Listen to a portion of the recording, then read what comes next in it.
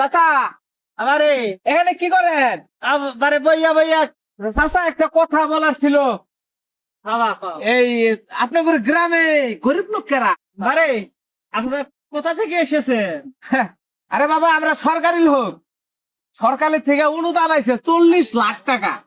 তখন যে সবচেয়ে গরিব তারে এই অনুদানটা দিব সরকারে। আরে আমি সব চাইতে করি, আমার কিছু নাই, আমি খাবার পাই না, নিবে পাই না, চলার পাই না রে বা, ঘর দুয়ার কিছু নেই, মানুষের ঘরে যায় থাকি রে বা, মানুষের চুলের পরে যায় এই এক না বইয়া বইয়া থাকি রে বা। অনুদানটা আমারই দরকার, আমারও দিয়ে ভাই আমি আগে কইছিলাম না আপনার বাপে আপনার খালাক দিয়ে ওকে বিয়ে ঠিক করছিলেন না, তার চেয়ে এই হালা তো জন্মের গরিব, তা আমার বাপের লগে বিয়ে দিবেন, চলেন।